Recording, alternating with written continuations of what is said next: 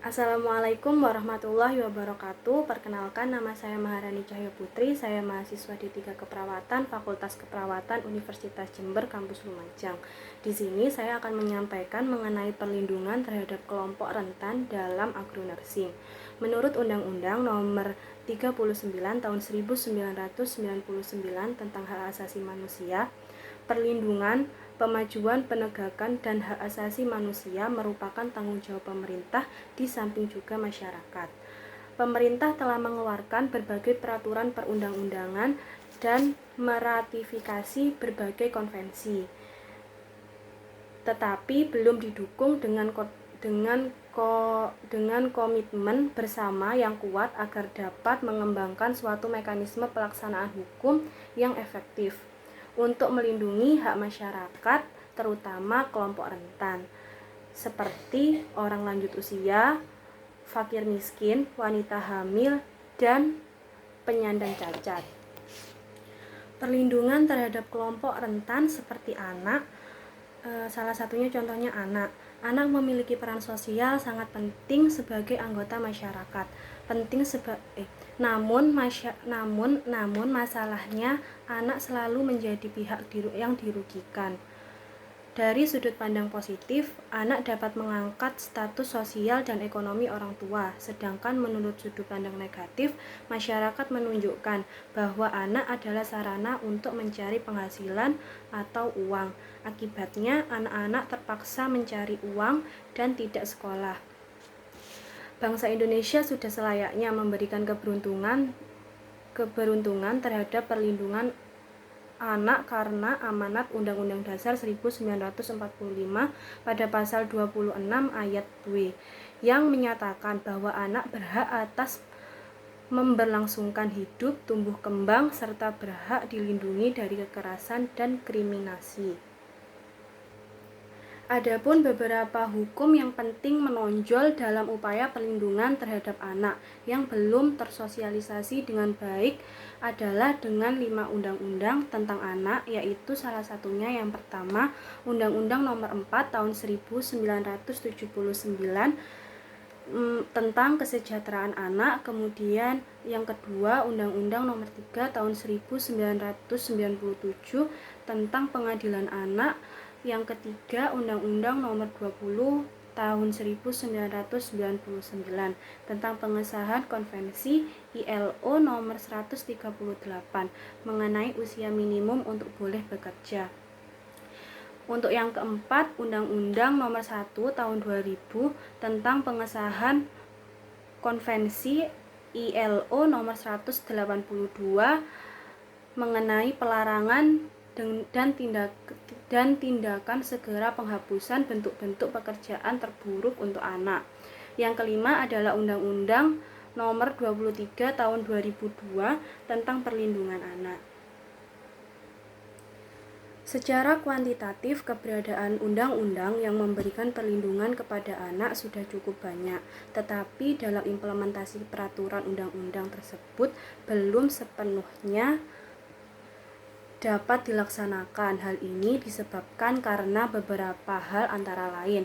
Yang pertama, pembentukan Komisi Perlindungan Anak Indonesia atau KPAI yang didasarkan pada Undang-Undang Nomor 23/2002 tentang perlindungan anak masih belum terwujud. Kemudian untuk yang kedua, upaya penegakan hukum masih mengalami kesulitan. Kemudian untuk yang ketiga, harmonisasi berbagai undang-undang yang memberikan perlindungan kepada anak didapatkan berbagai hambatan. Untuk yang keempat, sosialisasi peraturan perundang-undangan kepada masyarakat belum sepenuhnya dapat dilakukan dengan baik. Untuk yang kedua yaitu kelompok perempuan rentan.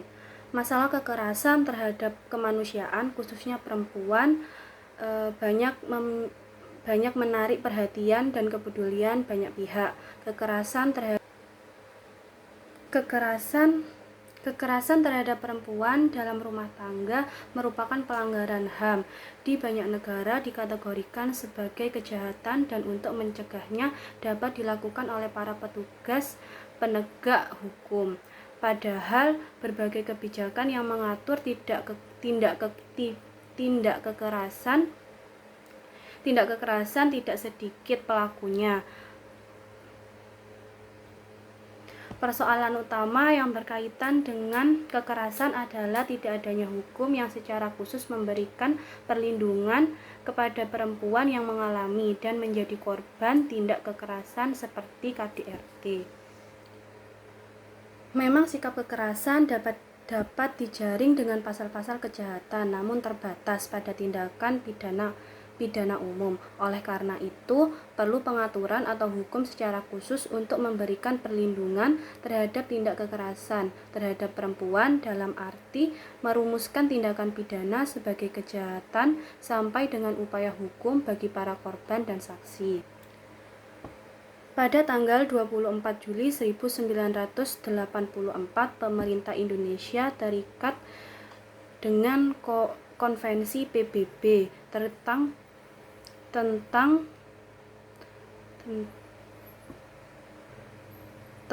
penghapusan terhadap semua bentuk diskriminasi terhadap perempuan.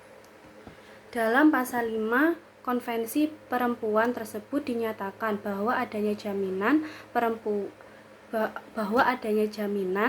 persamaan tingkah laku baik sosial dan budaya antara laki-laki dan perempuan untuk mencapai penghapusan prasangka, kebiasaan dan segala praktik-praktik yang menimbulkan penindasan, salah satunya jenis kelamin. Di samping itu, pasal 15 juga menyatakan bahwa negara juga menjamin dan mewajibkan persamaan laki-laki dan perempuan di hadapan hukum. Sedangkan untuk bidang kesehatan reproduksi, pasal 12 menetapkan bahwa negara-negara peserta wajib membuat peraturan-peraturan yang tepat untuk menghapuskan diskriminasi terhadap wanita di bidang pemeliharaan kesehatan dan supaya menjamin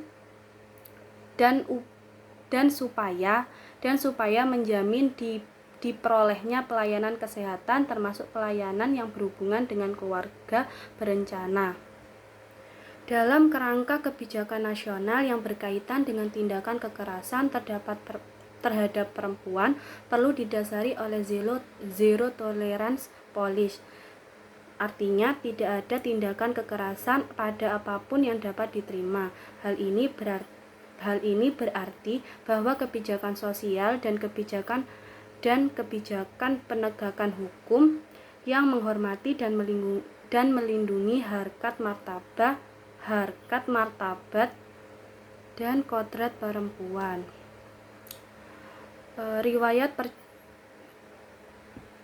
Untuk yang selanjutnya yaitu yang ketiga, penyandang cacat. Salah satu masalah sosial yang dihadapi bangsa Indonesia pada saat ini antara lain masalah penyandangan cacat. Penyandang cacat juga mempunyai hak dan kewajiban yang sama dalam segala aspek kehidupan dan penghidupan. Di antaranya adalah berhak memperoleh pekerjaan sesuai dengan jenis dan derajat kecacatan yang ada pada mereka. Namun, perhatian masyarakat akan keterbatasan yang dimiliki penyandang cacat masih sangat kurang. Bahkan seringkali diabaikan dan dianggap sebagai beban. Tidak jarang ketersediaan lapangan kerja yang layak sesuai dengan kemampuan yang mereka miliki menjadi masalah tersendiri yang perlu mendapat perhatian.